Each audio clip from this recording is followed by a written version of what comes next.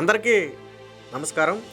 తాజాగా గత కొద్ది రోజుల నుంచి ఏదైతే ఆంధ్రప్రదేశ్లో దాదాపుగా 10 మెడికల్ కాలేజు పీపీపీ మోడల్లో ప్రభుత్వం డెవలప్ చేయాలనుకుందో, దీనికి భాగస్వాములుగా ప్రైవేటు పార్ట్నర్షిప్ తీసుకోవాలని భావించిందో, దీంతో ఒక్కసారిగా ఆ మెడికల్ కాలేజీలు మొత్తాన్ని కూడా ప్రైవేటు పరం చేస్తున్నారని చెప్పి పెద్ద ఎత్తున అయితే అందరం మాట్లాడటం జరిగింది. సరే, రాజకీయ కోణంలో భాగంగా వైఎస్ఆర్సీపీ విమర్శలు చేసిందంటే దానికి ఒక అర్థం ఉంది. అది రాజకీయ కోణంలో వాళ్ళ స్వలాభం కోసం ఏదో విమర్శలు చేశారు అనుకుందాం. మరి జర్నలిస్టులుగా ఉండి, మేధావులుగా ఉండి, లేదా సమాజంలో మరికొంతమందిని ప్రభావితం చేయగలిగే హోదాలో ఉన్నామనుకునే వాళ్ళు కూడా ఈరోజు ప్రభుత్వ నిర్ణయాన్ని పూర్తిగా తప్పుపడుతూ, గతంలో జగన్మోహన్ రెడ్డి ఏ పని చెయ్యకపోయినా అబ్బో ఆహా ఓహో ఆ రోజు ఆ నిర్ణయం తీసుకోవడం చాలా మంచి నిర్ణయం అని చెప్పి జగన్మోహన్ రెడ్డికి జాకీలు పెట్టి లేపి, ఈరోజు ప్రజల ఆరోగ్యాన్ని, సంక్షేమాన్ని దృష్టిలో ఉంచుకుని ప్రజలు ఇబ్బంది పడకూడదు, ప్రభుత్వ ఆసుపత్రుల్లో మెరుగైన వైద్య సేవలు అందించాలనే ఉద్దేశంతో ప్రైవేటు పార్ట్నర్షిప్ తీసుకుంటే దాన్ని భూతంలాగా చూపే ప్రయత్నం చేస్తున్నారు. ముఖ్యంగా తులసి చంద్ చాలా మందికి తెలిసే ఉంటుంది, యూట్యూబ్లో జర్నలిస్ట్గా మాట్లాడుతుంటుంది. వాస్తవానికి జర్నలిస్ట్ అయితే చెప్పొచ్చు, తప్పును తప్పని చెప్పొచ్చు, ఒప్పును ఒప్పని చెప్పొచ్చు. సో రెండు చెప్తే ప్రజలు డిసైడ్ అవుతారు ఏది తప్పు ఏది ఒప్పు అనేది, ఉన్నది మొత్తం చెప్తే. కానీ ఇక్కడ కేవలం కూటమి ప్రభుత్వాన్ని కార్నర్ చేస్తూ, గతంలో జగన్మోహన్ రెడ్డి 17 కాలేజీలు అని చెప్పి 5 కాలేజీలు కూడా పూర్తి చేయకపోయినా దాన్ని సమర్థిస్తూ, ఈరోజు 2 ఏళ్లలోనే మిగతా కాలేజీలన్నీ పూర్తి చేయడానికి ప్రణాళిక తీసుకుంటే ఇది తప్పు అని చెప్పే ప్రయత్నం జరుగుతుంది. సో మరి ఇందులో వాళ్ళకు వచ్చిన స్వలాభం ఏంటనేది వాళ్ళే బయట పెట్టాలి. వాస్తవానికి నిజంగా మీరు 2 స్టాండు తీసుకుంటే గతంలో అనేక అంశాలను ప్రశ్నించి ఉండాలి. సో అది నేను వీడియో కంటిన్యూషన్లో చెప్తాను. ఏ అంశాలని ఆ రోజు ప్రశ్నించలేదు, ఎందుకు ఆ రోజు మాట్లాడలేదో మరి వాళ్ళే చెప్పాలి. ఇకపోతే తులసి చంద్ దీనికి సంబంధించి ఒక వీడియో అయితే చేయడం జరిగింది. సో ఈ వీడియోలో ఆవిడ కొంచెం బాధపడింది. ఏంటంటే ఈ పీపీపీ అనే మోడల్ ఏదైతే ఉందో ఇది పూర్తిగా private public partnership. So private అనే పదంతో పాటు పబ్లిక్ అనే పదం కూడా ఉంది, కానీ వీళ్ళెవరూ ఈ పదాన్ని వాడరు. కేవలం ప్రైవేటు ప్రైవేటు ప్రైవేటు ప్రైవేట్ అని చెప్పి ప్రజల్లో కన్ఫ్యూషన్ క్రియేట్ చేస్తున్నారు. వాస్తవానికి పీపీపీ అంటే మీనింగ్ ఏంటి? ప్రభుత్వ ప్రైవేటు పార్ట్నర్షిప్. ఏంటి అసలు ప్రభుత్వ ప్రైవేటు పార్ట్నర్షిప్ అంటే ఏంటి? ప్రభుత్వం తాలూకా సంక్షేమము అలాగే ప్రైవేటు తాలూకా లాభాన్ని రెండింటి మధ్య బ్యాలెన్స్ చేస్తూ తీసుకొచ్చే విధానమే ఈ పీపీపీ మోడల్. ఇది అందరికీ తెలిసిందే. పోనీ పీపీపీ మోడల్ దేశంలోనే మొట్టమొదటిగా చంద్రబాబు గారు ప్రవేశపెట్టుంటే అది సక్సెస్ అవుతుందో విఫలమవుతుందో అనే అనుమానం మీ అందరికీ రావచ్చు. ఈరోజు పీపీపీలో అనేకమైన ఉన్నాయి. ఫర్ ఎగ్జాంపుల్ ఆ ఎయిర్పోర్ట్లన్నీ ఏ మోడల్లో కట్టిన ఎయిర్పోర్ట్లు? అవన్నీ పీపీపీ మోడల్లో కట్టిన ఎయిర్పోర్ట్లే కదా. సో మరి అద్భుతంగా రన్ అవుతున్నాయి కదా. మరి ఆ రోజు ఎవరు దాన్ని ప్రశ్నించలేదే. అలాగే ఇప్పుడు మెట్రోలు ఉన్నాయి, మెట్రోలన్నీ కూడా పీపీపీ మోడల్. ఈవెన్ తెలంగాణలో ఉన్న మెట్రో కూడా పీపీపీ మోడలే కదా. ఇప్పుడంటే గవర్నమెంట్ టేక్ ఓవర్ చేస్తుంది, అది వేరే విషయం. మన అంతెందుకు ఆరోగ్యశ్రీలో ఉన్నటువంటి ఏదైతే 108 ఉందో, 108లో కూడా ప్రభుత్వ ప్రైవేట్ పార్ట్నర్షిప్ ఉంది కదా. అందులో 5% గవర్నమెంట్ పార్ట్నర్షిప్ ఉంది కదా. అందులో ప్రైవేట్ పార్ట్నర్షిప్తో పాటు గవర్నమెంట్ పార్ట్నర్షిప్ 95% ఉంటే 5% ప్రైవేట్ పార్ట్నర్షిప్ ఉంది. సో 108 కూడా నడుస్తుంది కదా. సో అంటే ఇదేమి కొత్త విధానం కాదు, కాకపోతే మెడికల్ కాలేజీలో ఇంప్లిమెంట్ చేస్తున్నారు. పోనీ దేశంలోనే మొదటిసారిగా అంటే దేశంలో ఆల్రెడీ అనేక రాష్ట్రాల్లో ఇప్పటికే ఇంప్లిమెంట్ చేస్తున్నారు. సరే, అది సక్సెస్ అయిందా ఫెయిల్ అయిందా అనేది కాసేపు పక్కన పెడితే, అవి ఆ ప్రభుత్వాల క్యాపబిలిటీని బట్టి, అక్కడ తీసుకునే డెసిషన్లు బట్టి, ఆ పొలిటికల్ ఇన్ఫ్లుయెన్స్ని బట్టి ఉంటుంది. వాస్తవానికి ప్రైవేట్ అనేది తక్కువైందేం కాదు. సాధారణంగా ఈరోజు ఇప్పుడు అంతెందుకు తులసి చంద్ ఉంది, నువ్వు గవర్నమెంట్ హాస్పిటల్కి వెళ్తావా ప్రైవేట్ హాస్పిటల్కి వెళ్తావండి? ఏ హాస్పిటల్కి వెళ్తావుడా? ఆవిడకి అనారోగ్యం చేసి హాస్పిటల్కి వెళ్తామంటే ఏ హాస్పిటల్కి వెళ్తారు? 100% ప్రైవేట్ హాస్పిటల్ చూస్ చేసుకుంటారు. సో ఆ స్థాయిలో ప్రభుత్వ ఆసుపత్రులు తీర్చిదిద్దితే మీకు వచ్చిన నష్టం ఏంటి? ఇప్పుడు మీరు అనుకునే ప్రైవేటు ఆసుపత్రుల స్థాయికి దీటుగా గవర్నమెంట్ ఆసుపత్రులను తీర్చిదిద్దడమే దీని ప్రధాన ఉద్దేశం. కొన్ని అనుమానాలు ఉండొచ్చు, అనుమానాలను లేవనెత్తొచ్చు, ప్రభుత్వాన్ని అడగొచ్చు, తప్పులేదు. ఒకవేళ వీళ్ళ ఉద్దేశం ఏంటి? ప్రైవేట్ అంటే లాభం లేకుండా ఎందుకు చేస్తారు? ఇక్కడ ప్రభుత్వం ఒక నిర్ణయం తీసుకుంది. ఏమని? సో లాభాపేక్ష లేకుండా సేవా దృక్పథంతో ఎవరైతే ఉంటారో, మీరు నేను వెళ్తే ఎవరు? మీరు నేను వెళ్ళి హాస్పిటల్ నాకు టెండర్ అంటే ఎవరు? సేవా దృక్పథంతో ఏదైతే ప్రజలకు సేవ చేసే కొన్ని ట్రస్టులు ఉన్నాయో, టాటా లాంటి ట్రస్టులు ఏవైతే ఉన్నాయో అలాంటి ట్రస్టుల ఆధ్వర్యంలో దీన్ని నడిపితే లాభాపేక్ష లేకుండా ప్రజలకు సేవ చేస్తారనే ఉద్దేశంతో ప్రభుత్వం ఆ పాయింట్ కూడా యాడ్ చేసింది కదా. మరి ఎవరు ఎందుకు దాన్ని చెప్పరు? ఇక్కడ ప్రైవేట్ అంటే మీరు డబ్బులు ఎవరు ఎక్కువిస్తే వాళ్ళకి ఇస్తామని చెప్పలేదు కదా గవర్నమెంట్. ఏం చెప్పింది? సేవా దృక్పథంతో ఆల్రెడీ ఇప్పటికే సర్వీసులో ఉన్నటువంటి ఎవరైనా సరే రావచ్చని చెప్పింది. సో ఆల్రెడీ సేవ చేసేవాళ్ళు దీన్ని కూడా సేవగానే పరిగణిస్తారు. రెండోది, ఇక్కడ చంద్రబాబు గారు కావచ్చు, హెల్త్ మినిస్టర్ కావచ్చు, చాలా స్పష్టంగా చెప్పారు, ఏదైతే 70% ఏదైతే ఉందో మొత్తం కూడా ఫ్రీ. ఓపీ అనేది 100% ఫ్రీ. 70% అనేది మిగతా ఏదైతే ఇప్పుడు ఆరోగ్యశ్రీ సంబంధించి ఎన్టీఆర్ వైద్య సేవ ఉందో లేదా దీని కింద ఉన్నారో వాళ్ళకి 70% ఫ్రీ, మిగిలిన 30% మాత్రమే ఛార్జ్ అవుతాయి. ఆ కాస్ట్ కూడా ఏ విధంగా ఉంటుంది, గవర్నమెంట్ నిర్ణయించిన రేట్లకు అనుకూలంగా ఉంటుంది, ఇష్టం వచ్చినట్టు పెంచుకోవడం ఉండదు. సో పూర్తిగా గవర్నమెంట్ అండర్లో నడిచేది ఇది. పూర్తిగా కొంతకాలం అంటే దాదాపు 33 ఏళ్ల తర్వాత ఇందులో ప్రైవేట్ అనేది పూర్తిగా తొలగిపోయి గవర్నమెంట్ ఆధ్వర్యంలో ఉంటాయి. ఇది కదా వాస్తవం. ఇది ఎవరు చెప్పరు, ఇది ఎక్కడ ఎవరు మాట్లాడరు, దీని గురించి ఎక్కడ మాట్లాడరు. సో తులసి చంద్ ఏం మాట్లాడుతుంది, తులసి చంద్ చెప్పేది ఏంటో ఒకసారి దానికి ఎక్స్ప్లెనేషన్ కూడా మనం ఇచ్చే ప్రయత్నం చేద్దాం. ఇవి 2020లో అప్పటి వైఎస్ఆర్సీపీ ప్రభుత్వం కట్టిన మెడికల్ కాలేజెస్. ఇలాంటివి ఏపీలో 2019 నుంచి 2024 మధ్య 17 మెడికల్ కాలేజెస్ ని వైఎస్ఆర్సీపీ గవర్నమెంట్ మొదలుపెట్టింది. ఈ 17 చోట్ల ఈ మెడికల్ కాలేజెస్ వస్తున్నాయి. 6 మెడికల్ కాలేజీలు పూర్తయి ఇప్పటికే పూర్తిగా విద్యార్థులకు అందుబాటులోకి వచ్చాయి. అంతకంటే ముందు 2019 దాకా ఉన్నవి ఆంధ్రప్రదేశ్లో 12 గవర్నమెంట్ మెడికల్ కాలేజీలు మాత్రమే. ఈ ప్లేసెస్లో ఈ 12 కూడా ఉండేవి. సో కోవిడ్ టైంలో మెడికల్ కాలేజెస్ అవసరం ఏంటి, డాక్టర్స్ నీడ్ ఎంత ఉంది అనేది ఏపీనే కాదు దేశం మొత్తం కూడా తెలిసేలాగా కోవిడ్ చేసింది జగన్మోహన్ రెడ్డి ప్రభుత్వము. ఈ నేపథ్యంలోనే ప్రతి జిల్లా కేంద్రంలోనూ ఒక్కొక్క మెడికల్ కాలేజ్ ఉండాలి అని చెప్పి ఆల్రెడీ ఉన్న 12కు తోడు ఇంకొక 17 మెడికల్ కాలేజెస్ ని ఇనిషియేట్ చేసింది. సో ఇవన్నీ పూర్తయి ప్రజలకు అందుబాటులోకి వస్తే ఏపీలో 29 గవర్నమెంట్ మెడికల్ కాలేజెస్ ఉంటాయి. సో ఇక్కడ ఏం చెప్తుందంటే తులసి చంద్ మొదట్లోనే ఒక అబద్ధం చెప్పింది. ఏంటంటే ఈ 17 కాలేజీలు జగన్మోహన్ రెడ్డి తనంతట తానుగా తెచ్చినవి కాదు. కరోనా తర్వాత కేంద్ర ప్రభుత్వం తీసుకున్నటువంటి ఒక నిర్ణయం ఆధారంగా జిల్లాకు ఒక మెడికల్ కాలేజీ అనేది కేంద్రం ప్రపోజల్, జగన్మోహన్ రెడ్డి నిర్ణయం కాదు. కరోనా తర్వాత కేంద్రం ప్రపోజల్ ప్రకారం జగన్మోహన్ రెడ్డి డెసిషన్ తీసుకున్నాడు. వాస్తవానికి పక్క తెలంగాణ రాష్ట్రంతో పోలిస్తే జగన్మోహన్ రెడ్డి తక్కువ మెడికల్ కాలేజీలు ఆంధ్రప్రదేశ్కి తీసుకొచ్చాడు. దేశంలోని అనేక ఇతర రాష్ట్రాలతో పోలిస్తే జగన్మోహన్ రెడ్డి తక్కువ మెడికల్ కాలేజీలు తీసుకొచ్చాడు. సో ఈ నిర్ణయం అనేది ఆయా రాష్ట్రాలకు చెందింది కాదు, పూర్తిగా కేంద్ర ప్రభుత్వం తీసుకొచ్చినటువంటి ఒక పాలసీ ఆధారంగా ప్రతి జిల్లాకి ఒక మెడికల్ కాలేజీ ఉండాలనే ప్రపోజల్ కేంద్ర ప్రభుత్వం తీసుకొచ్చింది. ఆ ప్రపోజల్కు అనుకూలంగానే జగన్మోహన్ రెడ్డి 17 మెడికల్ కాలేజీలు తీసుకొచ్చాడు. సో ఇక్కడ తులసి చంద్ కేవలం జగన్మోహన్ రెడ్డి కరోనా తర్వాత ఆ జిల్లాకు ఒక మెడికల్ కాలేజీ తీసుకొచ్చాడనే అన్నట్టుగా చెప్పింది పూర్తిగా అబద్ధం. ఇది జగన్మోహన్ రెడ్డి ప్రమేయం, ఇందులో ఇసుమంత కూడా లేదు. ఇది పూర్తిగా కేంద్ర ప్రభుత్వ నిర్ణయం. సో ఇదే సమయంలో ఇతర రాష్ట్రాల్లో ఎన్ని మెడికల్ కాలేజీలు కూడా వచ్చాయో ఒకసారి మాట్లాడదాం. ఎందుకంటే ఇవన్నీ వీళ్ళు చెప్పరు. జగన్మోహన్ రెడ్డి హయాంలో జరిగినటువంటి ఈ విధానాల్లో లోపాలను వీళ్ళు చెప్పరు. కేవలం వాళ్ళకి కావాల్సినవి మాత్రమే చెప్తారు. ఇదే సమయంలో చూడండి, పక్కన తెలంగాణలో 38 మెడికల్ కాలేజీలు, కర్ణాటకలో 16, తమిళనాడులో 29, మహారాష్ట్రలో 28, మధ్యప్రదేశ్లో 12, రాజస్థాన్ 20, ఉత్తరప్రదేశ్ 40, బీహార్ 9, చివరికి ఈశాన్య రాష్ట్రాలైనటువంటి అస్సాం లాంటి రాష్ట్రాలు కూడా 8 మెడికల్ కాలేజీలు తెచ్చాయి. సో అంటే దేశవ్యాప్తంగా ఇది 2019 నుంచి 24 మధ్య వివిధ రాష్ట్రాల్లో వచ్చినటువంటి మెడికల్ కాలేజీలు. మళ్ళీ ఆంధ్రప్రదేశ్లో ఎన్ని మెడికల్ కాలేజీలు వచ్చాయి? కేవలం 17 మెడికల్ కాలేజీలే వచ్చాయి. అంటే కేంద్ర ప్రభుత్వ నిర్ణయ ఆధారంగా వచ్చింది. పక్క రాష్ట్రం తెలంగాణతో తీసుకున్నా కానీ జగన్మోహన్ రెడ్డి ఆ పీరియడ్లో తెలంగాణ రాష్ట్రం కంటే తక్కువ మెడికల్ కాలేజీలే తెచ్చాడు. కానీ ఈ విషయాన్ని మరి వీళ్ళు ఎందుకు చెప్పరో నాకైతే అర్థం కాలేదు. సో ఇంకా నెక్స్ట్ ఏంటో చూడండి ఒకసారి.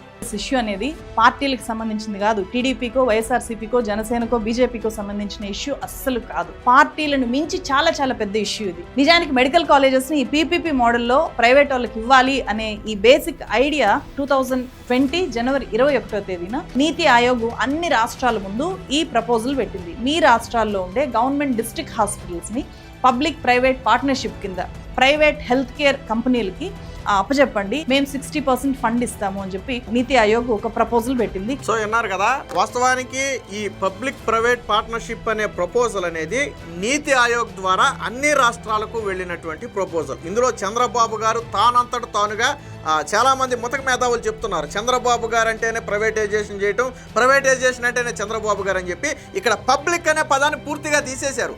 వాస్తవానికి వైసీపీ ఏం చేస్తుందంటే ఈ విషయాన్ని స్లో పాయిజన్ లాగా ప్రజల మైండ్లోకి ప్రైవేటు అని ఎక్కించే ప్రయత్నం చేస్తుంది. వాస్తవానికి ఇక్కడ పబ్లిక్ అనే పదాన్ని పూర్తిగా తీసేశారు. పబ్లిక్ మీనింగ్ టు గవర్నమెంట్ అండర్లో ఉంది. సో ఈ పదాన్ని పూర్తిగా తప్పించి సాధారణంగా ప్రైవేట్ అంటే ఏంటి, మనం ఒక ప్రైవేట్ హాస్పిటల్కి వెళ్తాం, అక్కడ పూర్తి అజమాయిషి అంతా కూడా హాస్పిటల్ ఇష్టం. అక్కడ ఓపీ ఛార్జ్ ఎంత పెట్టాలి, లేకపోతే ఏదన్నా ఒక మెడిసిన్ కాస్ట్ ఎంత తీసుకోవాలి, ట్రీట్మెంట్ కాస్ట్ ఎంత తీసుకోవాలి అనేది అది హాస్పిటల్ ఇష్టం ఆధారపడి ఉంటుంది. సో అది ప్రైవేట్ హాస్పిటల్ అంటాం. కానీ ఇక్కడ ఇప్పుడు మనం చెప్పుకునే పబ్లిక్ ప్రైవేట్ పార్ట్నర్షిప్లో వచ్చే ఏదైతే ఈ మెడికల్ కాలేజీలు ఉన్నాయో ఈ కాలేజీల్లో అలా స్వతంత్ర నిర్ణయం తీసుకోవడానికి అవకాశం ఉండదు. ప్రభుత్వ నిబంధనలకు లోబడి ప్రభుత్వ అనుమతితో మాత్రమే అక్కడ ఛార్జీలు పెంచాల్సి ఉంటుంది. ఇది ఏ రకంగా చూసినా ప్రైవేట్ హాస్పిటల్తో పోల్చినా దాదాపుగా 70 నుంచి 75% తక్కువే ఉంటుంది తప్ప ఆ హాస్పిటల్తో సమానంగా ఉంటుంది. ఫర్ ఎగ్జాంపుల్ మనం ఒక హాస్పిటల్కి వెళ్ళినప్పుడు 1 లక్ష రూపాయలు ఖర్చు అయింది అనుకోండి, అదే మెడికల్ కాలేజీలో నువ్వు అద్భుతమైన ట్రీట్మెంట్ చేయించుకుంటే నువ్వు 25,000కే బయటకు వస్తావు. బయట 1 లక్ష రూపాయలు అయ్యేది 25,000కి వస్తావు. అంటే ప్రభుత్వ అండర్లో పనిచేస్తుంది కాబట్టి అదే ఫెసిలిటీస్ నీకు ఈ కాలేజీలో అతి తక్కువకు వస్తున్నాయి. ఇదే కదా గవర్నమెంట్ చెప్పింది. మొన్న చంద్రబాబు గారు కూడా ఒక కన్క్లేవ్లో పాల్గొన్నప్పుడు చాలా క్లియర్గా చెప్పారు, ఓపీ అనేది 100% ఫ్రీ, అందులో నో డౌట్. ఎంతకాలం అయితే ఇది కొనసాగుతుందో తరువాత వచ్చే ప్రభుత్వాలు ఏదైనా డెసిషన్ తీసుకుంటే అది మనం చెప్పలేం. కానీ ఇప్పుడు చంద్రబాబు గారు చెప్తున్న నిర్ణయం ప్రకారం ఓపీ అనేది 100% ఫ్రీ, అందులో ఎటువంటి సందేహం లేదు. 70% అనేది ఆల్రెడీ ఫ్రీగా వైద్యం చేయాలి ఖచ్చితంగా వాళ్ళకి. మిగిలిన 30%కి ఛార్జ్ చేసినా అది ప్రభుత్వ నిబంధనలకు లోబడి ఉంటుంది. సో ఇది కదా మరి ఇది చెప్పలేదే. వాస్తవానికి ఇది నీతి ఆయోగ్ అన్ని రాష్ట్రాల ముందు పెట్టినటువంటి ప్రపోజల్. ఏ రాష్ట్రాలు తీసుకున్నా ఏ రాష్ట్రాలు తీసుకోకపోవటం అనేది ఆయా రాష్ట్రాల క్యాపబిలిటీని బట్టి, అక్కడ ఉన్నటువంటి ఆ విధానాలు బట్టి, వాతావరణాన్ని బట్టి, ఆ ఎఫిషియన్సీని బట్టి ఆధారపడి ఉంటుంది. సో ఇది పాపం ఈవిడికి ఇన్నోవేటివ్గా అనిపించిందంట. పైగా ఆ జగన్మోహన్ రెడ్డి నిర్ణయాలన్నీ స్వాగతం అనిపించిందంట ఈవిడికి. మరి ఎక్కడ అనిపించిందో నాకు అర్థం కాదు. పీపీపీ మోడల్ని కేంద్రం ఎందుకు ప్రపోజ్ చేసింది? వైజాగ్ స్టీల్ ఫ్యాక్టరీని, ఇతర పబ్లిక్ సెక్టర్ యూనిట్స్ని ప్రభుత్వం కాకుండా ప్రైవేట్ వాళ్ళకు అప్పగిస్తూ ఎందుకు మోదీ ప్రభుత్వం నిర్ణయాలు తీసుకుందో ఇది కూడా అందుకే. That is the nature of BJP government. So అది బీజేపీ మీద విషయం కాకటం మన విధానం. ఆ కోవలో చంద్రబాబు గారు బీజేపీతో కలిసి ఉన్నారు కాబట్టి ఆ విషయాన్ని కొద్దిగా ఆయన కూడా అంటించాలి. ఏంటి బీజేపీ ఇక్కడ స్టీల్ ప్లాంట్ ప్రైవేటైజేషన్కు, ప్రైవేటు పబ్లిక్ పార్ట్నర్షిప్లో హాస్పిటల్స్కు ఏమైనా సంబంధం ఉంది? అది ప్రైవేటైజేషన్, వాస్తవానికి స్టీల్ ప్లాంట్ అనేది ఇప్పటివరకు ప్రైవేటైజేషన్ అవ్వలేదు. సో అది అవుతుందా లేదా అనేది కాసేపు పక్కన పెడదాం. సో ఆ ప్రైవేటైజేషన్కును ఇక్కడ పబ్లిక్ ప్రైవేటు పార్ట్నర్షిప్ తీసుకొచ్చే హాస్పిటల్కి ఏమైనా సంబంధం ఉందా? ఈ రెండింటికి మధ్య ఏమైనా లింక్ ఉందా? ఇక్కడ బీజేపీని విమర్శించాలి కాబట్టి, బీజేపీ నైజం ఇది అని చెప్పాలి కాబట్టి ఈ పదాన్ని వాడటం జరిగింది. సో బీజేపీ మీద విషయం చిమ్మేటప్పుడు ఆటోమేటిక్గా అది చంద్రబాబు గారి మీద కూడా చెప్పాలనేది వీళ్ళ విధానం. అంటే ఓవరాల్గా ఇది ఆ యాంటీ బీజేపీ లాగా ఉంది తప్ప ఎక్కడా కూడా ఇక్కడ ప్రజలకు జరిగే ప్రయోజనాలను దృష్టిలో పెట్టుకుని ఈ వీడియో చేసినట్టయితే ఎక్కడ కనపట్లేదు.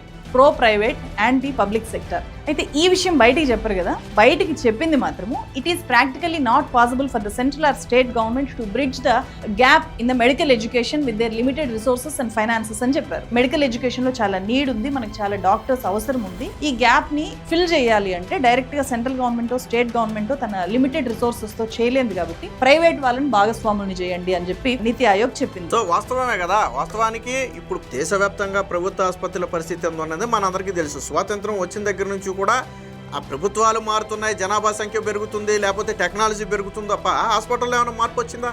అంతేందుకు వాస్తవానికి ఇక్కడ ఒక మాట చెప్పుద్ది, అది ముందుకెళ్ళిన తర్వాత ఒకసారి చెప్తాం. చాలా రాష్ట్ర ప్రభుత్వాలు అమ్మయ్య హెల్త్ బడ్జెట్ మనకి తగ్గుతుందిలే అని చెప్పి వెంటనే దీన్ని యాక్సెప్ట్ చేశాయి. కేంద్రం ఏం చెప్పినా కూడా మారు మాట్లాడకుండా ఒప్పేసుకునే జగన్మోహన్ రెడ్డి ప్రభుత్వము ఈ పీపీపీ విధానానికి అప్పుడేమీ ఒప్పుకోలేదు, వాళ్ళు యాక్సెప్ట్ చేయలేదు.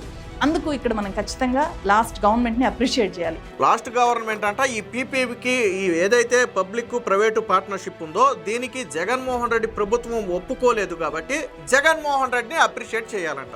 సరే, జగన్మోహన్ రెడ్డి ప్రైవేటుకు ఒప్పుకోలేదు, ఓకే ఒప్పుకుందాం కాసేపు.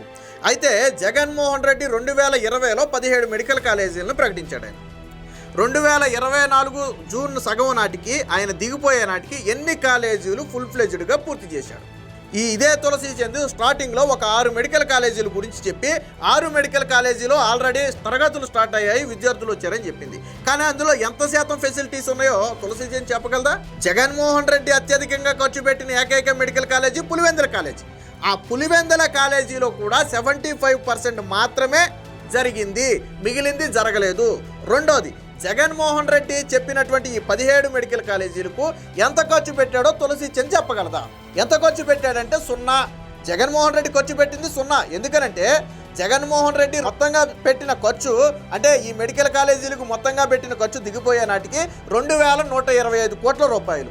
అందులో 975 కోట్ల రూపాయలు కేంద్రం ఇచ్చింది. 302 కోట్ల రూపాయలు ఆ రోజు ఆరోగ్యశ్రీ నిధుల నుంచి డైవర్ట్ చేశారు. 674 కోట్ల రూపాయలు జగన్మోహన్ రెడ్డి దిగిపోయే నాటికి పెట్టినటువంటి బకాయిలు. ఇందులో ఇప్పుడు చెప్పండి, జగన్మోహన్ రెడ్డి పెట్టిన ఖర్చు ఎంత అంటే జగన్మోహన్ రెడ్డి ఈ విధానాన్ని ప్రారంభించి జగన్మోహన్ రెడ్డి ప్రభుత్వ ప్రైవేటు పార్ట్నర్షిప్కు అంగీకరించకుండా తానే కడదాం అనుకున్నాడు. ఎప్పుడు కడతాడు? 20 ఏళ్ళు పడతా, 30 ఏళ్ళు పడతా? జగన్మోహన్ రెడ్డి అత్యధికంగా ఒక కాలేజీని 10% కట్టాడు 5 ఏళ్లలో అనుకుందాం. ఫర్ ఎగ్జాంపుల్ 2020లోనే ఆయన ప్రకటించాడు. దాదాపు 4 ఏళ్ళు సీఎంగా ఉన్నాడు. తర్వాత 10% కడితే జగన్మోహన్ రెడ్డి 100% కాలేజీ కట్టాలంటే ఎన్నేళ్ళు పడుతుంది? జగన్మోహన్ రెడ్డి చెప్పిన 5 ఏళ్లలోనే 5 మెడికల్ కాలేజీలు పూర్తి చేయలేక 50%, 60%లో జగన్మోహన్ రెడ్డి వదిలేశాడు అంటే 17 మెడికల్ కాలేజీలు పూర్తి చేయడానికి ఎన్నేళ్ళు పడుతుంది? ఇక్కడ చిన్న లాజిక్ మిస్ అయ్యారు. ఇదే మెడికల్ కాలేజీలు 2 ఏళ్లలో కన్నా ప్రభుత్వ ప్రైవేటు పార్ట్నర్షిప్తో పూర్తి చేసుకోగలిగితే జగన్మోహన్ రెడ్డి కట్టాలంటే దాదాపు 15 నుంచి 20 ఏళ్ళు పడుతుంది ఈ కాలేజీలు. కానీ 2 ఏళ్లలో పూర్తి చేసుకోగలిగితే ఎక్కువ మంది విద్యార్థులు వైద్య విద్యకు అందుబాటులోకి వస్తారు. ఎక్కువ మందికి వైద్యం అందుద్ది. లక్షలాది కోట్లాది మంది ఈ 15-20 ఏళ్లలో వైద్యం తీసుకోవచ్చు. మరి 2 ఏళ్లలో పూర్తి ఫెసిలిటీస్తో పూర్తి చేసుకుని ఎక్కువ మంది వైద్య విద్యకు అవకాశం కల్పించడం గొప్ప, ఎక్కువ మంది వైద్యం చేయించుకునే అవకాశం కల్పించడం గొప్ప, లేదా నా దగ్గర డబ్బులు ఉన్నప్పుడే రూపాయి తీసి కడతానని చెప్పి ఒక 20 ఏళ్ల పాటు కాలేజీని కట్టకుండా పేరుకు మాత్రమే ప్రకటించి వదిలేయడం గొప్ప? ఇక్కడ తులసి చంద్ చెప్పాలా? జగన్మోహన్ రెడ్డి ఈ టైంని పూర్తి చేస్తాడు అని తులసి చంద్ చెప్పగలదా?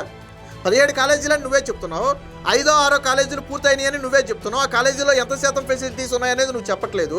పోనీ మిగిలిన కాలేజీ జగన్మోహన్ రెడ్డి ఎప్పటికి పూర్తి చేసేవాడో నువ్వు చెప్పగలవా? చెప్పలేవు. సో మరి ఇవన్నీ ఎలా దాచిపుచ్చారు నాకు అర్థం కాల. ఇవన్నీ తులసి చంద్ మాట్లాడాలి కదా. తులసి చంద్కి సగ్గా ఇన్నోవేట్ గాను లేకపోతే ఆ జగన్మోహన్ రెడ్డి గొప్పతనం ఏం కనపడింది నాకు అర్థం కాల. నిజంగా జగన్మోహన్ రెడ్డి 17 మెడికల్ కాలేజీలు దాదాపు 60-70% పూర్తి చేసి ఉంటే సరే ఆయన టర్మ్లో అంత చేసేళ్లే, మిగిలింది నెక్స్ట్ గవర్నమెంట్ చేయాలనుకోవచ్చు. 5 ఏళ్లలో ఆయన పెట్టింది 0 ఖర్చు. చివరికి ఇదే మెడికల్ కాలేజీల కోసం జగన్మోహన్ రెడ్డి అదే మెడికల్ కాలేజీ ఆస్తులు తాకట్టు పెట్టే ప్రయత్నం చేశాడు. ఆ విషయం తులసి చంద్ ఎందుకు చెప్పలేదు? జగన్మోహన్ రెడ్డి మెడికల్ కాలేజీలు నిర్మాణం పూర్తి చేయడానికి బ్యాంకుల దగ్గరికి వెళ్తే ఎవడూ సహకరించకపోతే ఆ మెడికల్ కాలేజీల భూములు తాకట్టు పెట్టడానికి జగన్మోహన్ రెడ్డి రంగం సిద్ధం చేశాడు. ఈ విషయం తులసి చంద్ ఎక్కడైనా చెప్పిందా? ఎందుకు చెప్పలేదు?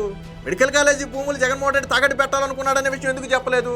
అంటే భూములు తాకట్టు పెట్టి డబ్బులు పెడితే తప్పు లేదు, కానీ ప్రైవేటు పార్ట్నర్షిప్ ద్వారా తీసుకుంటే మాత్రం తప్పు. ఎలా రైట్ అయింది? అప్పుడు ఎలాగైంది? ఇంకోటి కూడా ఉంటుంది, అది మాట్లాడదాం. ఒప్పుకోకపోవడమే కాకుండా 17 మెడికల్ కాలేజెస్ మెయింటెనెన్స్ ప్రభుత్వానికి బర్డెన్ కాకుండా ఒక సెల్ఫ్ సస్టైన్ మోడల్ని అడాప్ట్ చేసుకున్నారు. అది నాకు ఇక్కడ చాలా ఇన్నోవేటివ్గా కూడా అనిపించింది. ఇన్నోవేటివ్గా అనిపించిందంట ఏంటంటే జగన్మోహన్ రెడ్డి మెడికల్ సీట్లు అమ్మేసుకోవడం ఇన్నోవేటివ్గా అనిపించిందంట. వాస్తవానికి ఈ మెడికల్ సీట్లుతో సెల్ఫ్ సస్టైన్ పేరుతో మెడికల్ సీట్లు అమ్మకానికి తెరదీసిన మొదటి వ్యక్తి జగన్మోహన్ రెడ్డి. మరి ఆ మొదటి వ్యక్తి జగన్మోహన్ రెడ్డి అని చెప్పకపోగా, మెడికల్ సీట్లు అమ్ముకోవటం వల్ల పేదలకు అన్యాయం జరుగుతుందని చెప్పకపోగా నాకు ఇన్నోవేటివ్గా అనిపించిందని చెప్తుంది. మరి అందులో మెడికల్ సీట్లు అమ్ముకోవటమే ఇన్నోవేటివ్ అయితే ఇప్పటికీ తేడా ఏముంది? ఇప్పుడు కూడా అదే విధానం ఉంది కదా. గతంతో పోలిస్తే నేను ఆ తర్వాత డేటా కూడా చెప్తాను.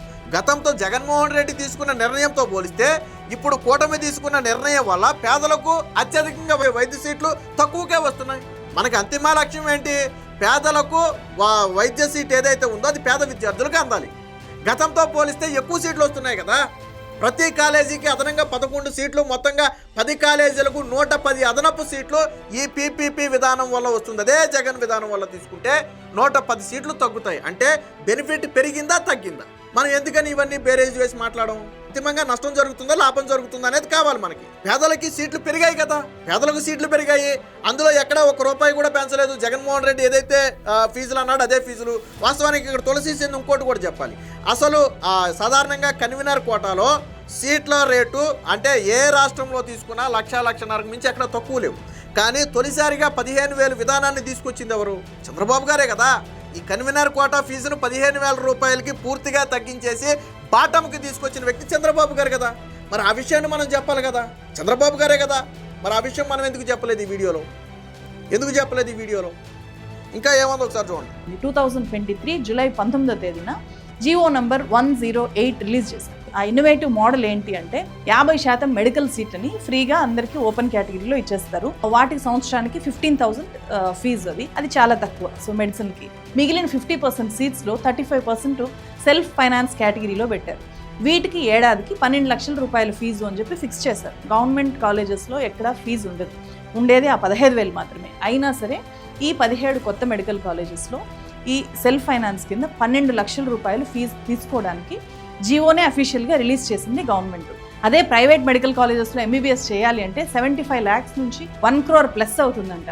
అందుకే 20-30 లక్షలతో కూడా ఫారెన్కి వెళ్ళిపోయి, ఫిలిప్పైన్స్ లాంటి కంట్రీస్కి వెళ్ళిపోయి మన వాళ్ళు చాలామంది చైనా, రష్యా ఇట్లాంటి చోట్లంతా కూడా మెడిసిన్ చేసి వస్తూ ఉంటారు. సో అయిపోయింది కదా, అది 35% అయితే ఇంకొక 15% ఎన్ఆర్ఐ కోటాలో పెట్టారు. వాటికి 20 lakhs అని చెప్పి అప్పటి గవర్నమెంట్ ఫిక్స్ చేసింది. అంటే 12 లక్షలేమో బి కేటగిరీ సీట్స్, 20 lakhs ఏమో ఎన్ఆర్ఐ కోటా. ఎందుకు ఇది అయినా సరే బెస్ట్ మోడల్ అని చెప్పి అన్నాను అంటే, కాలేజెస్ పెరిగాయి కాబట్టి మెడికల్ సీట్లు కూడా ఖచ్చితంగా పెరుగుతాయి. సో ఎక్కువ నెంబర్ ఆఫ్ కాలేజెస్, ఎక్కువ నెంబర్ ఆఫ్ సీట్స్ కాబట్టి పేద విద్యార్థులకి అవకాశాలు కూడా పెరిగినట్లు అవుతాయి. అట్ ద సేమ్ టైం కొంచెం అఫోర్డ్ చేయగలిగే వాళ్ళ దగ్గర నుంచి సెల్ఫ్ ఫైనాన్స్ కింద 12 lakhs rupees తీసుకుంటే వేరే వాళ్ళ చేతుల్లోకి వెళ్ళదు. కాలేజ్లో ఎక్విప్మెంటు, మెయింటెనెన్స్ వీటి కోసం ఖర్చు పెడతారు. ఆ డబ్బంతా కూడా ఆ పర్టికులర్ మెడికల్ కాలేజ్ చేతిలోనే ఉంటుంది. విన్నారు కదా ఏం చెప్తుంది అంటే, తులసి చంద్కి బాగా నచ్చిన అంశం ఏంటంటే, ఇప్పటి వరకు గవర్నమెంట్ కాలేజీలో సీట్ల అమ్మకం అనేది లేదు. మొట్టమొదటిసారిగా సీట్ల అమ్మకానికి తెరదీసిన వ్యక్తి జగన్మోహన్ రెడ్డి. దానికి ఇన్నోవేటివ్ అని చెప్పి ఆ తులసి చందు పేరు కూడా పెట్టింది. సరే, ఏంటి జగన్మోహన్ రెడ్డి తెచ్చిన విధానం ఏంటంటే, 50% సీట్లు 15,000కే ఇవ్వటం, పేదలకు ఇవ్వటం. ఆ 15,000 ఫీజు తెచ్చింది చంద్రబాబు గారు, ఆ విషయం మనం చెప్పం. దాన్ని పక్కన పెట్టి అందులో మిగిలిన 50లో 35% సీట్లను 12 లక్షలకు, దీన్ని బి కేటగిరీ అంటారు, 12 లక్షలకు జగన్మోహన్ రెడ్డి అమ్మకానికి పెట్టాడు. సో అది కూడా ఎక్సలెంట్. ఈవిడికి ఎక్సలెంట్ వావ్ అని చప్పట్లు కొట్టాలి. వాస్తవానికి అసలు ఇప్పటి వరకు గవర్నమెంట్ సీట్ అమ్మకం అనేదే లేకపోతే 12 లక్షల రూపాయలకు అమ్మకం పెడితే అప్పుడు వాహా ఓహో అన్నారు. ఈ రోజు కూడా దాన్ని అభినందిస్తున్నారు. మిగిలిన 15% సీట్లను ఎన్ఆర్ఐ కోటాలో పెట్టి 20 లక్షల రూపాయలు ఫీజు పెట్టారు. ఇప్పుడు పీపీపీ మోడల్లో ఈ సీట్లు అయితే ఏమీ తగ్గట్లేదు.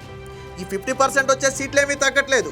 అలాగే ఏదైతే బి కేటగిరీ ఉందో అది అలాగే ఉంది, ఎన్ఆర్ఐ కేటగిరీ ఎలా ఉందో అలాగే ఉంది. సో ఫీజెస్లో ఏదైనా అప్ అండ్ అవుట్ ఉంటే ఉండొచ్చు. వాస్తవానికి ఈ 12 లక్షల రూపాయలను ఇప్పుడు కూటమి ప్రభుత్వం బి కేటగిరీ సీట్లను 10 లక్షలకే చేసింది. అంటే 50% సీట్లు 15,000 రూపాయల ఫీజుతో ఉంటే మిగిలిన సీట్లలో 35% కేవలం 10 లక్షలే. కానీ జగన్మోహన్ రెడ్డి దాన్ని 12-13 లక్షలకు అమ్ముకున్నాడు. ఇకపోతే ఎన్ఆర్ఐ కోట గతంలో 20 లక్షలు ఉండేది, ఇప్పుడు కూటమి ప్రభుత్వం దాన్ని దాదాపుగా పెంచింది. సో ఇక్కడ అంటే విధానమే మారలా. ఈ ఎన్ఆర్ఐ కోట సీట్ల రేటు విషయంలో, ఈ చివరి 15% సీట్ల విషయంలో రేటు విషయంలో మార్పు వచ్చిందేమో తప్ప మిగిలినది ఎక్కడే మారలా. ఇప్పుడు పీపీపీ మోడల్లో ఉన్నది కూడా యాజ్ ఇట్ ఈజ్గా అదే ఉంటుంది, ఎక్కడా మార్పు చెందదు. పేదలకు వచ్చే సీట్లు ఎక్కడా తగ్గవు, పైగా పెరుగుతాయి కదా. మరి అప్పుడు జగన్మోహన్ రెడ్డి నిర్ణయం ఇన్నోవేటివ్గా అనిపిస్తే ఇప్పుడు చంద్రబాబు గారి నిర్ణయం ఎందుకు తప్పు అనిపించింది? పేదలకు సీట్లు తగ్గితే నీకు తప్పు అనిపించాలా, లేదా 15,000 రూపాయల ఫీజును పెంచేస్తుంటే నీకు తప్పు అనిపించాలా, లేదా బి కేటగిరీ సీట్లు కన్నా బాగా తగ్గించేస్తుంటే నీకు తప్పు అనిపించాలా? తగ్గించకపోగా ఫీజును 10 లక్షలకి తగ్గించారు. ఎన్ఆర్ఐ 15% సీట్లు యథావిధిగా ఉన్నాయి. ఆ రేటు విషయంలో మార్పు వచ్చి ఉండొచ్చు కదా. మరి ఎక్కడా మారలేదు కదా. మరి ఆ రోజు ఇన్నోవేటివ్ ఎందుకు అయింది, ఈరోజు ఎందుకు అది తప్పుడు నిర్ణయంగా కనపడుతుంది? తులసి చంద్కి నాకు అర్థం కాల. దానికి తులసి చందు సమాధానం చెప్తే బాగుంటుంది. తులసి చందు నువ్వు చెప్పిందే కదా, పైగా దేశంలోనే మొదటిసారి సీట్ల అమ్మకానికి పెట్టిన జగన్మోహన్ రెడ్డి అని చెప్పి, మన రాష్ట్రంలో తొలిసారి అమ్మకానికి పెట్టింది జగన్మోహన్ రెడ్డి అని నువ్వే చెప్తున్నావు. మరి ఆ రోజు జాకీలు పెట్టి లేపటం ఎందుకు? ఆ రోజు ఎందుకు ప్రశ్నించాలా? జగన్మోహన్ రెడ్డి నువ్వు ఎందుకు బి కేటగిరీ సీట్లు తీసుకొచ్చావు, ఎందుకు ఎన్ఆర్ఐ సీట్లు తీసుకొచ్చావు, దీనివల్ల నష్టం జరుగుతుందని క్వశ్చన్ చేయొచ్చు కదా. తులసి చంద్ క్వశ్చన్ చేయొచ్చు కదా, క్వశ్చన్ చేయలేదు. ఇదే ఇళ్ళ విధానం. ఇంకా ఏమంటుంది చూడండి. అంటే గవర్నమెంట్ హాస్పిటల్స్కి వెళ్లకుండా ప్రైవేట్ని ప్రిఫర్ చేస్తూ ఉంటారు. ఇక్కడ ఈ సెల్ఫ్ ఫైనాన్స్ సిస్టమ్ ద్వారా ఆ ప్రాబ్లం లేకుండా మెడికల్ కాలేజ్ని మెయింటైన్ చేయొచ్చు. ఆ ప్రాబ్లం ఈజీగా సాల్వ్ అయిపోతుంది. రిజర్వేషన్ కూడా అమలవుతుంది. రిజర్వేషన్కి డోకా ఉండదు ఎక్కువ నెంబర్ ఆఫ్ సీట్స్ రావడం వల్ల. అయినా సరే అప్పుడు ప్రతిపక్షంలో ఉన్న టీడీపీ కానీ జనసేన కానీ ఇక్కడ తులసి చంద్ సీట్ల గురించి మాట్లాడింది కాబట్టి ఏ విధానం వల్ల ఎక్కువగా లబ్ధి చేరుతుంది అనేది కూడా మనం ఒకసారి సీట్ల విషయంలో చూద్దాం. సీట్ల విషయానికి వస్తే ఇక్కడ ఆల్ ఇండియా కోటా అనేది పూర్తిగా గతంలో ఉండేది. ఇప్పుడు ఈ పీపీపీ విధానంలో ఆల్ ఇండియా కోటా అనేది ఉండదు. ఇది తీసేసి మనం చూస్తే జగన్మోహన్ రెడ్డి హయాంలో కన్వీనర్ కోటాలో 42.5% మొత్తంగా 64 సీట్లు వచ్చేవి. అంటే ఒక్కొక్క మెడికల్ కాలేజీలో 64 సీట్లు 15,000 రూపాయలకే కన్వీనర్ కోటాలో వచ్చాయి. కానీ ఇప్పుడు పీపీపీ మోడల్ వల్ల 50% సీట్లు అంటే 75% సీట్లు కన్వీనర్ కోటాలో రాబోతున్నాయి. అంటే కన్వీనర్ కోటాలో వచ్చే సీట్ల సంఖ్య పెరిగింది తప్ప, సరే ఆల్ ఇండియా కోటా ఉండేది, ఇప్పుడు ఆల్ ఇండియా కోటా లేదు. సో కన్వీనర్ కోటాలో సీట్ల సంఖ్య ఎక్కడా కూడా మార్పు చెందలేదు. ఇకపోతే మేనేజ్మెంట్ కోటా వచ్చే వచ్చేటప్పటికి దాన్ని సెల్ఫ్ ఫైనాన్స్ అన్నాం మనం. మేనేజ్మెంట్ కోటా వచ్చేటప్పటికి గతంలో 29.75% అంటే దాదాపుగా 30%కి 40 సీట్లు గతంలో కన్వీనర్ కోటాలో ఉండేవి. అంటే బి కేటగిరీ, మన భాషలో చెప్పాలంటే బి కేటగిరీలో గతంలో 45 సీట్లు ఉండేవి. కానీ ఇప్పుడు ఈ విధానం వచ్చిన తర్వాత బి కేటగిరీలో 53 సీట్లు వచ్చాయి. అంటే అదనంగా 8 సీట్లు పెరిగాయి. సో ఇది గతంతో పోలిస్తే 35%. సరే, ఆల్ ఇండియా కోటా లేదు కాబట్టి ఇక్కడ వచ్చింది. సో ఎన్ఆర్ఐ కోటా చూసుకుంటే గతంలో 19 సీట్లు ఉండేవి, ఇప్పుడు 22 సీట్లు ఉన్నాయి. అంటే ఏ రకంగా చూసుకున్నా గత ప్రభుత్వానికంటే మెరుగే ఉంది తప్ప ఎక్కడా కూడా ఇబ్బంది లేదు. ఎక్కడా 15,000 రూపాయల ఫీజులో మార్పు లేదు, అలాగే బి కేటగిరీ సీట్లో కూడా మార్పు లేదు. ఎన్ఆర్ఐ కోటాలో మాత్రం ఫీజు విషయంలో కొద్దిగా మార్పు వస్తే వచ్చి ఉండొచ్చు. తులసి చంద్ ఉద్దేశం ఏంటి? పేదలకు వైద్య విద్య అందాలి, ఎక్కువ మంది పేదలకు అందాలి. మరి ఏ రకంగా చూసినా ఈ పీపీపీ మోడల్కి జగన్మోహన్ రెడ్డి తెచ్చినటువంటి సెల్ఫ్ ఫైనాన్స్ మోడల్కి ఏమీ తేడా లేదే. కాకపోతే Jaganmohan Reddy self finance model అని చెప్పి కాలేజీలు ప్రారంభించలేక వదిలేశాడు. కానీ ఇక్కడ పీపీపీ మోడల్లో పూర్తి ఎఫిషియెంట్తో ప్రైవేటు పార్ట్నర్షిప్తో కాలేజీలను అద్భుతంగా తీర్చిదిద్దుతారు.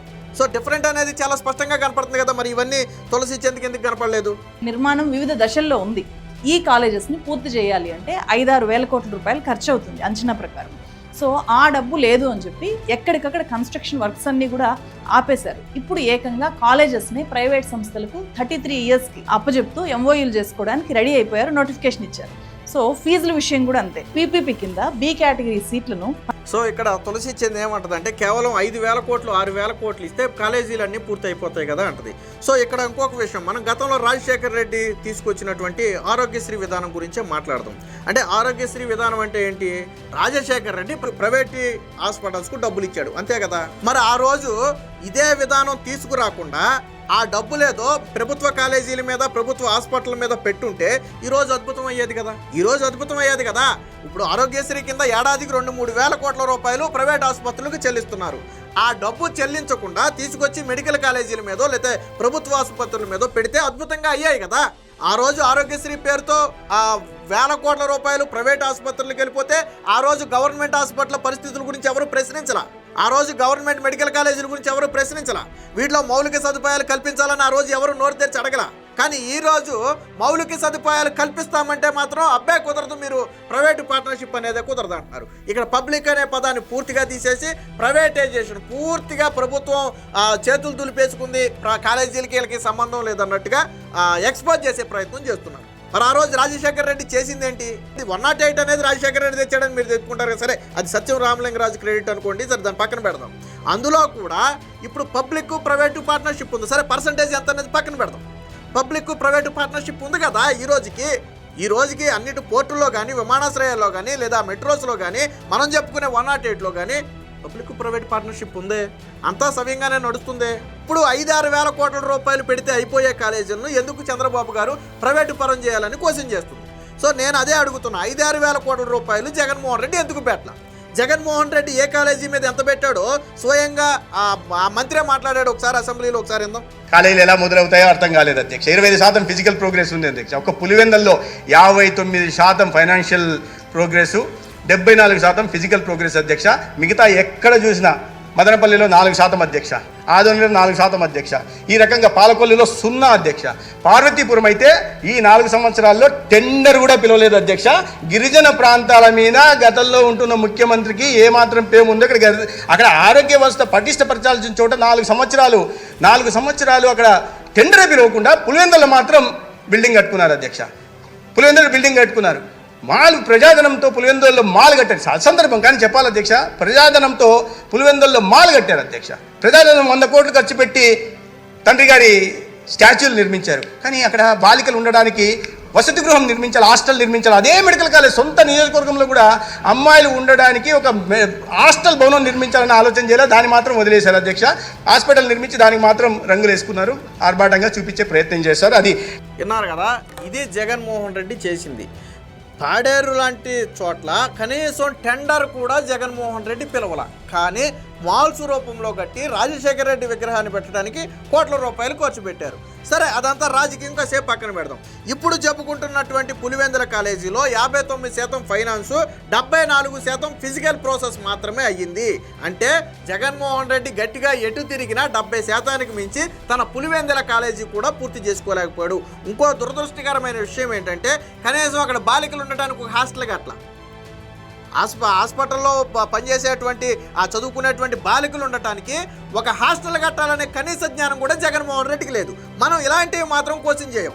జగన్మోహన్ రెడ్డి అద్భుతంగా కట్టేశాడు బిల్డింగ్, ఓకే, బిల్డింగ్ కట్టాడు, రంగులేచాడు, ఓకే. ఎక్కడి నుంచి తెచ్చాడు డబ్బులు? నేను ఇందాకే చెప్పా, 975 కోట్ల రూపాయలు కేంద్రం ఇచ్చింది, 674 కోట్లు ఆల్రెడీ బాకీలు పెట్టి దిగిపోయాడు, 302 కోట్ల రూపాయలు ఆ రోజు ఆరోగ్యశ్రీ నుంచి నిధులు తరలించారు.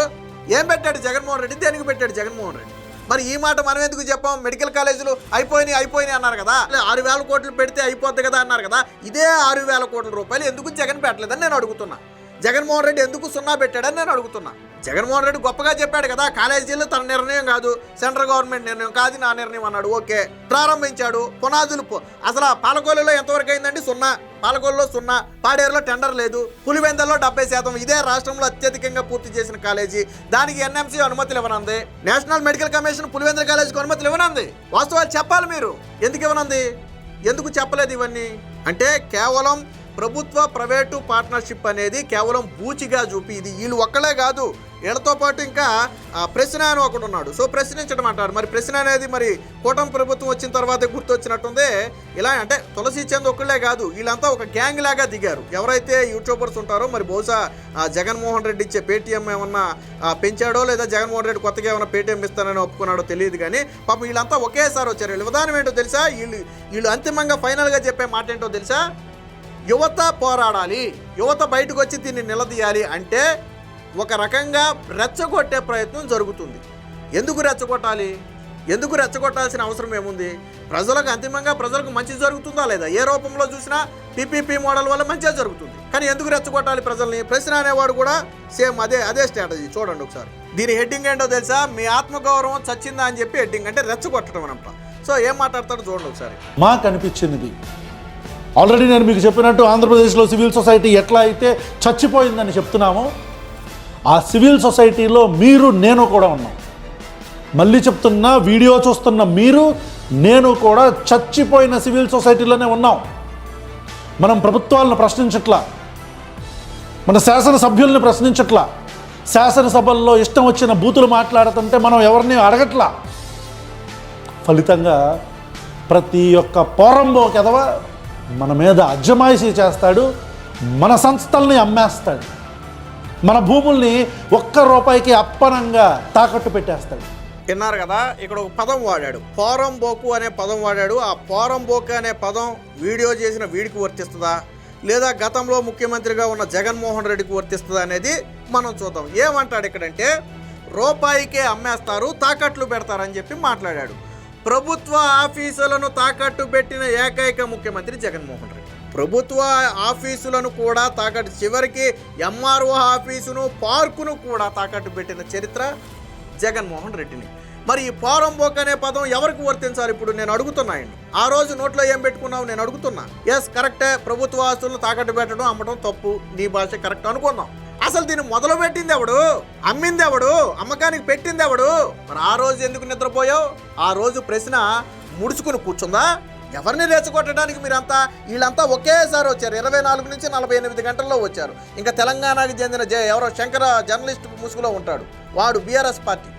సో వీళ్ళంతా ఒకేసారి వచ్చారు. ఎందుకు వచ్చారు అంటే ఒకేసారి ఆంధ్రప్రదేశ్లో అలజడి సృష్టించే ప్రయత్నం. జగన్ సాక్షి మీడియాలో ఎంత డబ్బు కొట్టినా వినరు. ఎందుకంటే అలాగా 5 ఏళ్ళు డబ్బు కొడితేనే 11 సీట్లు ఇచ్చారు. కాబట్టి సాక్షిని ఎవడు దేకడు. కాబట్టి ఇప్పుడు ఏంటి, ఏళ్ల ముసుగులో, నోట్ల ముసుగులో వీళ్ల ద్వారా జగన్మోహన్ రెడ్డి తాను చెప్పాలనుకుంది చెప్తున్నాడు. మీరు విన్నారు కదా, రూపాయికే సంస్థలు అమ్మేస్తారు, బూతుల గురించి కూడా ఏదో మాట్లాడాడు. అది కూడా విన్న తర్వాత నేను దీని ప్రూఫ్స్ ఒకసారి చెప్పి ఇక్కడ ఒక పదం అంటాడేనండి. చచ్చిపోయిన సివిల్ సొసైటీలోనే ఉన్నాం. మనం ప్రభుత్వాలను ప్రశ్నించట్లా, మన శాసనసభ్యుల్ని ప్రశ్నించట్లా, శాసనసభల్లో ఇష్టం వచ్చిన బూతులు మాట్లాడుతుంటే మనం ఎవరిని అడగట్లా కదా. కరెక్ట్ పాయింట్ అడిగాడు. శాసనసభలో ఇష్టం వచ్చినట్టు బూతులు మాట్లాడుతుంటే మనం ఎందుకు అడగట్లేదు? ఆ రోజు నారా భువనేశ్వర్ గారిని రాజకీయాలతో సంబంధం లేదు, ఆ రోజు శాసనసభలో లేదు, మరి నిండు అసెంబ్లీలో అవమానించినప్పుడు ఎందుకు మాట్లాడలేదు? కొడాలి నాని అనే వ్యక్తికి ఆ రోజు బూతుల మంత్రి అని బిరుదు కూడా ఇచ్చారు. నోరు తెరిస్తే మాట్లాడేది పచ్చి బూతులు. మరి ఆ రోజు ఎందుకు ఈ ప్రశ్న నిద్రపోయింది? ఆ రోజు ఎందుకు కొడాలి నానిని గల్లాబట్టి నిలదీయలేదు? ఆ రోజు అసెంబ్లీలో ఎందుకు భువనేశ్వర్ గారిని అవమానించినప్పుడు ఎందుకు ఆ గల్లాబట్టి నిలదీయలేదు? వైసీపీ నేతలు రోజా దగ్గర మొదలు పెడితే అనేక మంది నేతలు అత్యంత నీచంగా మాట్లాడారు, సమాజంలో తలెత్తుకోలేని విధంగా. నా దగ్గర వీడియోస్ ఉన్నాయి. ఆ రోజు ఎందుకు మాట్లాడలేదు? ఈ ప్రశ్న ఎందుకు నిద్రపోయింది? అసెంబ్లీలో ఎందుకు నిద్రపోయింది ఆ రోజు? అంటే అసెంబ్లీ సాక్షిగా ఒక మహిళను అగౌరవపరిస్తే మీకు ఆనందమా? ఆ రోజు కళ్ళు కనపడలేదా? ఆ రోజు నోరు పెగలలేదా? ఈ రోజు ప్రశ్నిస్తున్నామంటున్నారు కదా, తాకట్టు తాకట్టు తాకట్టు అని మొత్తుకుంటున్నారు కదా మీరు. తాకట్లు ప్రారంభించింది ఎవరు అసలు? ఈ తాకట్లను ప్రారంభించింది ఎవరు? జగన్మోహన్ రెడ్డే కదా. విశాఖలో ప్రభుత్వ బ్యాంకులను తనఖా పెట్టిన జగన్మోహన్ రెడ్డి అని చెప్పి ఒక ఆర్టికల్ కూడా వచ్చింది. ఏమేమి తాకట్టు పెట్టాడంటే సర్క్యూట్ హౌస్, తహసీల్దార్ కార్యాలయం, ఆర్ఎండ్బి కార్యాలయం, ప్రభుత్వ పాలిటెక్నిక్ కాలేజీ, ప్రభుత్వ ఐటీఐ కాలేజీ, రైతు బజారు, డైరీ ఫాము, పట్టు పరిశ్రమల శాఖల స్థలం, టీసీసీకి చెందినటువంటి ఒక స్థలం, పోలీసు క్వార్టర్స్, ఎంత దరిద్రమో చూడండి, పోలీసు క్వార్టర్సు, ఈఈ బంగ్లా, పీడబ్ల్యూసీ ఆఫీసు, ఈఈ బంగ్లా ఆఫీసు. సో ఇలా మొత్తంగా కలిపి 128 ఎకరాల ఆస్తుంటే దాదాపుగా 250 కోట్ల రూపాయలు జగన్మోహన్ రెడ్డి అప్పు కోసం దీన్ని తనఖా పెట్టాడు అంటే మరి ఆ రోజు ఎందుకు ప్రశ్నించలేదు? ఆ రోజు ఎందుకు పోయింది?